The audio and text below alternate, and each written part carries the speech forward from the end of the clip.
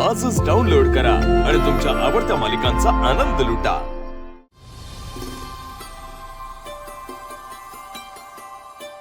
वहिनी हे पण झालं हं?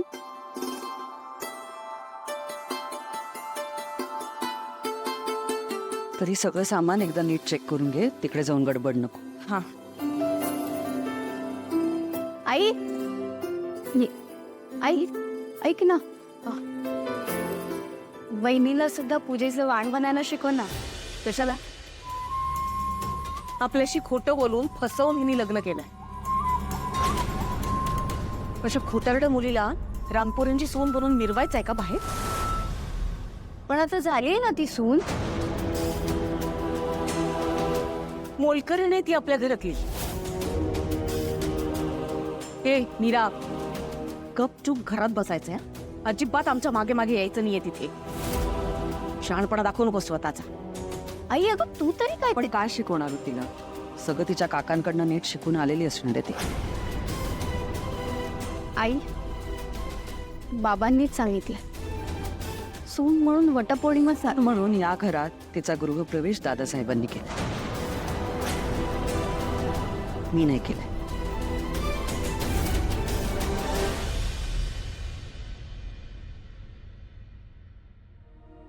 मीरा, ए मीरा, मीरा, मीरा, हे भिकारडे लोक का आलेत घरात? आत्या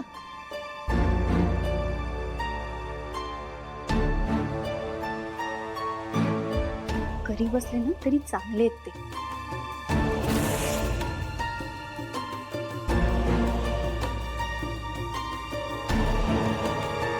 आणि मीच बोलवलं त्यांना।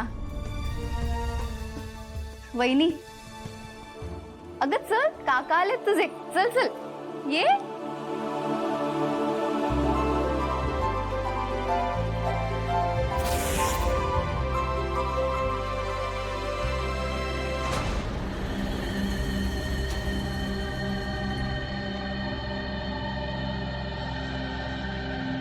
ये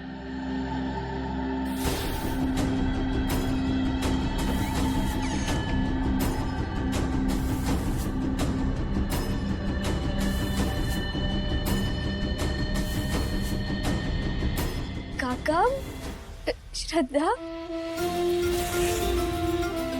मीरा, अगं बाळा, तुझ्या या अनन्याताईने कळवलं नसतं तर आम्हाला कळलं सुद्धा नसतं की तुझं अथर्व साहेबांशी लग्न झालंय। हं? काय ग?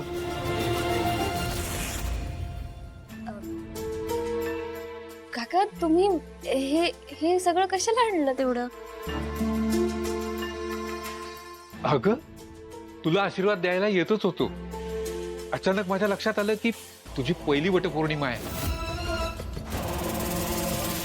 म्हटलं चला तुझ्यासाठी सगळं पूजेचं साहित्य पण घेऊन आलो।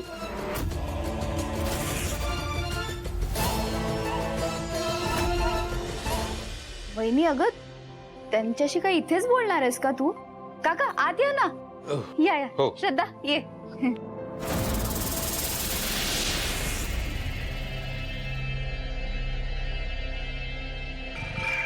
या बसा इथे। काका या। नाही, आहे इथे आहे। अहो काका तिथे बसा ना।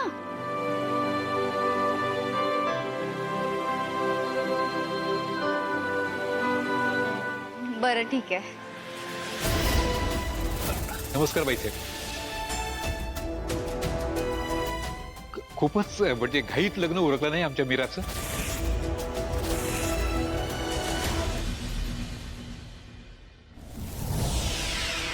काय ग मीरा, आम्हाला निमंत्रण द्यायचं नव्हतं की काय?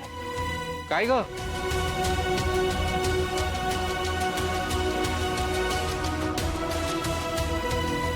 काका तुम्ही बसा ना, मी पाणी आणते हा तुमच्यासाठी। काका बसा ना तुम्ही। श्रद्धा तू पण बस, लाजतेस कशाला?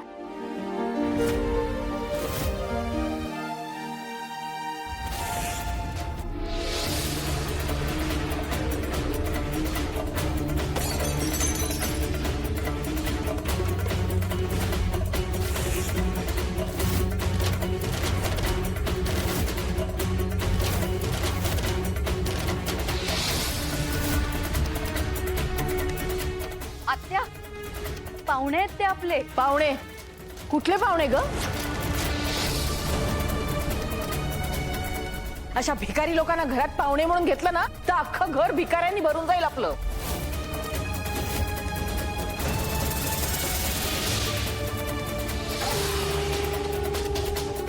आत्या हो, तू गप्पा बसा. ओ गुरव, देवीचे पुजारी ना तुम्ही? मग स्वतःच्या पुतणीवर हे संस्कार केले तुम्ही? काय झालं बाईसाहेब? काय झालं म्हणून वर मलाच विचारताय? तुम्हाला काय वाटलं आम्ही हे सगळं ठरवून केलं? हा? फसवलंय तुमच्या या पुतणीने आम्हाला.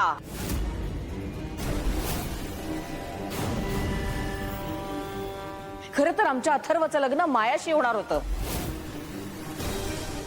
पण हिनी मायाला डांबून ठेवलं आणि स्वतः नवरी म्हणून बसली तिथे.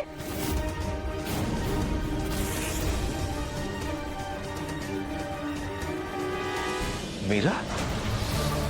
बरं झालं तुम्ही इथे आलात. आता ताबडतोब ना ही बॅग तुमच्या बरोबर घेऊन जायची. हा, 1 मिनिट बाईसाहेब. आमची मीरा असा कधीही चुकीचा निर्णय घेणार नाही आणि चुकीचं काही करणार नाही. वा, तिने असा निर्णय घेतला असेल तर समोर जी परिस्थिती असेल त्याचा काहीतरी विचार करून तिने ही कृती केली असेल.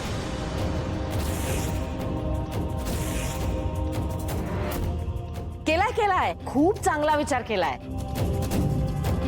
मोलकरणीची मालकीण कसं व्हायचं याचा विचार केलाय तिने.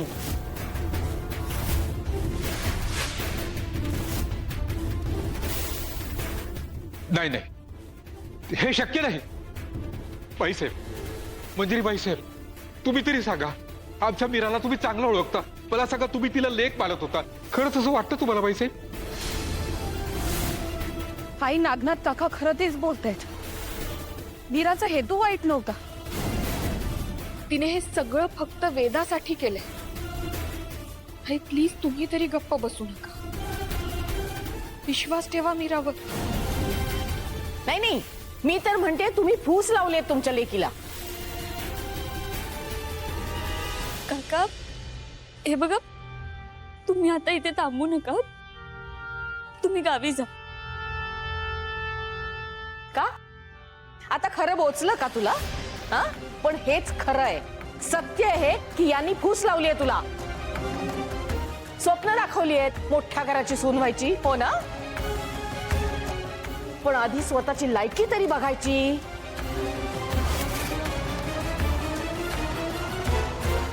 आत्या, बास झालं. मी बोलवलंय त्यांना.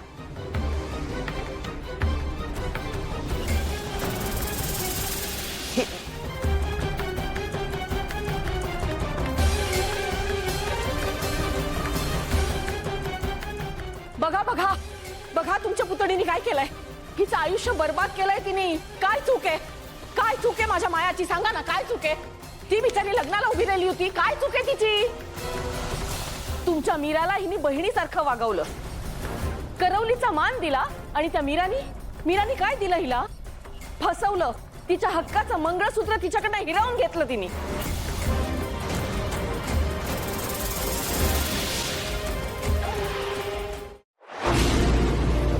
तुला जपणार